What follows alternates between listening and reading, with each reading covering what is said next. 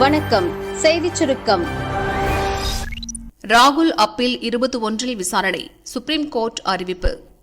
எல்லா திருடர்களின் பெயர்களிலும் மோடி என வருகிறதே எப்படி என 2019 நடந்த தேர்தல் பிரச்சார கூட்டத்தில் ராகுல் பேசினார். மோடி சமூகம் பற்றி அவதூறாக பேசியதாக குஜராத் பாஜக எம்எல்ஏ பூர்ணேஷ் மோடி அவதூறு வழக்கு தொடர்ந்தார். ராகுலுக்கு சூரத் கோர்ட் 2 ஆண்டு சிறை தண்டனை விதித்து கடந்த மார்ச் மாதம் தீர்ப்பளித்தது. இதனால் எம்பி பதவி பறிபோனது. ராகுல் செய்த அப்பீல் மனுவை குஜராத் ஹைகோர்ட் கடந்த 7ஆம் தேதி தள்ளுபடி செய்தது. 2 ஆண்டு தண்டனை சரிதான், மக்கள் பிரதிநிதிகள் அவதூறான கருத்துக்களை கூறக்கூடாது, எனவே இந்த தீர்ப்பில் தலையிட முடியாது என ஹைகோர்ட் தீர்ப்பில் கூறப்பட்டுள்ளது. மக்கள் பிரதிநிதித்துவ சட்டப்படி ராகுல் 2 ஆண்டு சிறை தண்டனை முடிந்து விடுதலை ஆனாலும் கூட அதற்கடுத்த 6 ஆண்டுகளுக்கு எந்த தேர்தலிலும் போட்டியிட முடியாது. மொத்தம் 8 ஆண்டுகள் தேர்தலில் நிற்க முடியாது என்ற நிலை இருப்பதால் தண்டனைக்கு தடை வாங்கியே ஆக வேண்டும் என்ற கட்டாயம் ராகுலுக்கு ஏற்பட்டுள்ளது. அதனால் குஜராத் ஹைகோர்ட் தீர்ப்பை எதிர்த்து அவர் சுப்ரீம் கோர்ட்டில் அப்பீல் செய்தார். அவரது மனு வரும் 21ஆம் தேதி விசாரணைக்கு எடுத்துக் கொள்ளப்படும் என சுப்ரீம் கோர்ட் அறிவித்துள்ளது. மாணவர் தலைவர் முதல் மாநில முதல்வர் வரை. கேரளாவின் புதுப்பள்ளியில் 1943 அக்டோபர் 31ஆம் தேதி பிறந்தவர் உமன் சாண்டி. கோட்டயத்தில் பள்ளிப் படிப்பை முடித்தார். செங்கனச்சேரி செயின்ட் பெர்க்மான்ஸ் கல்லூரியில் BA பொருளாதாரம் பட்டம் பெற்றார். பின் எர்ணாகுளம் சட்டக் கல்லூரியில் LLB படித்தார். காங்கிரஸ் கட்சியின் மாணவர் அமைப்பான கேரளா ஸ்டூடெண்ட்ஸ் யூனியனில் சேர்ந்து அரசியல் பயணத்தை துவக்கினார். அதன் மாநில தலைவராக 1967 முதல் 69 வரை இருந்தார். 1970 கேரள இளைஞர் காங்கிரஸ் தலைவரானார். அதுமுதல் புதுப்பள்ளி தொகுதியில் போட்டியிட்டு 11 முறை வென்றார். தொழில்துறை, உள்துறை, நிதித்துறை அமைச்சராகவும் சட்டசபை எதிர்க்கட்சித் தலைவராகவும் பணியாற்றியுள்ளார். 2004ஆம் ஆண்டு கேரள முதல்வரானார். 2 முறை முதல்வர் பதவி வகித்துள்ளார். இவருக்கு மரியம்மா என்ற மனைவியும் ஒரு மகனும் 2 மகள்களும் உள்ளனர். தொண்டை புற்றுநோயால் அவதிப்பட்டு வந்த அவர் பெங்களூரு மருத்துவமனையில் காலமானார். நிதிஷ்குமாரை கிண்டல் அடித்து பெங்களூருவில் பேனர்கள். லோக்சபா தேர்தலில் பாரதிய ஜனதா கட்சிக்கு எதிராக வலுவான கூட்டணியை உருவாக்க பெங்களூருவில் எதிர்க்கட்சித் தலைவர்களின் 2வது கூட்டம் நடந்து வருகிறது. சோனியா, ராகுல், கார்கே, ஸ்டாலின், நிதிஷ்குமார், மம்தா, கெஜ்ரிவால் உட்பட 26 கட்சிகளின் தலைவர்கள் கூட்டத்தில் பங்கேற்றுள்ளனர். தலைவர்களை வரவேற்று பெங்களூருவின் பல இடங்களில் பேனர்கள் வைக்கப்பட்டுள்ளன. அந்த பேனர்களுக்கு பக்கத்தில் பீகார் முதல்வர் நிதிஷ்குமாரை கிண்டலடித்தும் சில பேனர்கள் வைக்கப்பட்டிருந்தன. நிதிஷ்குமார் ஒரு நிலையற்ற பிரதமர் வேட்பாளர் என அவரது படத்துடன் ஒரு பேனர் இருந்தது.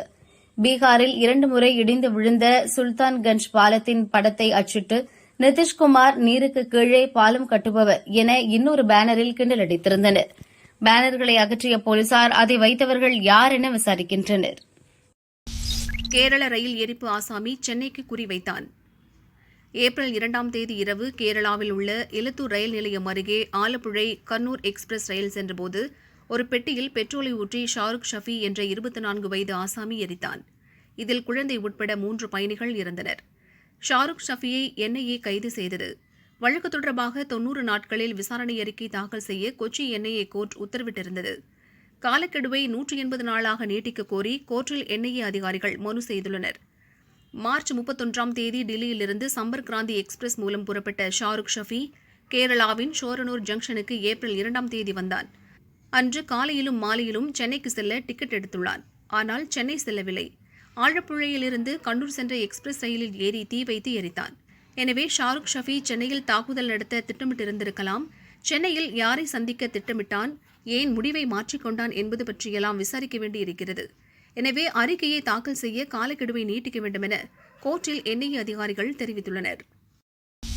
மக்கள் கொண்டாடும் வந்தே பாரத் ரயில். சென்னை கோவை வந்தே பாரத் ரயில் உட்பட தெற்கு ரயில்வேயில் இயக்கப்படும் வந்தே பாரத் ரயில்களுக்கு நல்ல வரவேற்பு கிடைத்துள்ளது.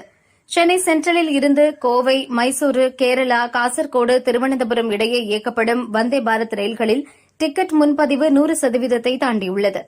பயணிகள் கோரிக்கைக்கு ஏற்ப சென்னையில் இருந்து தென் மாவட்டங்களுக்கு வந்தே பாரத் ரயில் இயக்குவது தொடர்பாக ஆலோசனை நடந்துள்ளது. ஒப்புதல் கிடைத்தவுடன் ரயில்கள் இயக்கப்படும் என தெற்கு ரயில்வே அதிகாரிகள் கூறினர். கொட்டும் மழையில் தரிசனம், சபரிமலையில் சரண கோஷம். ஆடி மாத பூஜைகளுக்காக சபரிமலை ஐயப்பன் கோவில் நடை கடந்த 16ஆம் தேதி மாலை திறக்கப்பட்டது.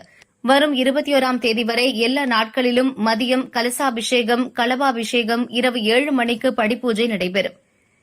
உதயாஸ்தமன பூஜைகளும் நடக்கிறது. 21ஆம் தேதி இரவு 10 மணிக்கு நடை அடைக்கப்படும். இன்று அதிகாலை நடை திறக்கப்பட்ட போது மழை கொட்டியது. பக்தர்கள் மழையில் நனைந்தபடி ஐயப்ப சுவாமியை தரிசனம் செய்தனர்.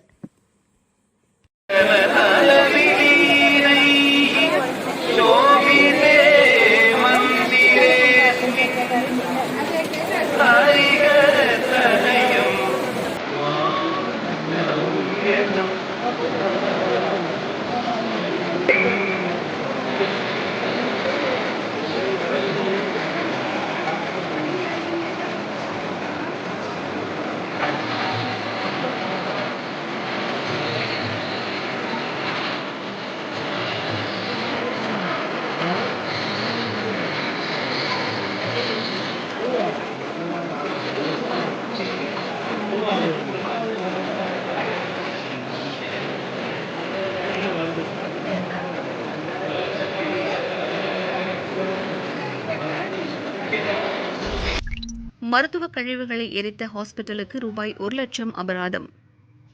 திருநெல்வேலியைச் சேர்ந்தவர் சமூக ஆர்வலர் பெட்டின் ராயன் திருநெல்வேலியில் உள்ள நிம்ஸ் மருத்துவமனையில் பாதுகாப்பற்ற முறையில் மருத்துவ கழிவுகளை எரிப்பதாக வீடியோ ஆதாரத்துடன் மாநகராட்சியில் புகார் அளித்தார். அதிகாரிகள் ஆய்வு செய்தனர். எரிக்கப்பட்ட இடத்தில் மாதிரிகளை சேகரித்தனர். மருத்துவ கழிவுகளை எரித்தது உண்மை என தெரியவந்தது. ஹாஸ்பிட்டல் நிர்வாகத்திற்கு ரூபாய் 1 லட்சம் அபராதம் விதித்தனர். ஒரு வாரத்தில் விளக்கமளிக்க மருத்துவமனைக்கு நோட்டீஸ் அனுப்பினர். திருநெல்வேலி மாநகராட்சிக்கு உட்பட்ட மாநகர பகுதிகளில் தொடர்ந்து தனியார் மருத்துவமனைகள் மருத்துவ கழிவுகளை டிஸ்போஸ் பண்ணிட்டு வராங்க.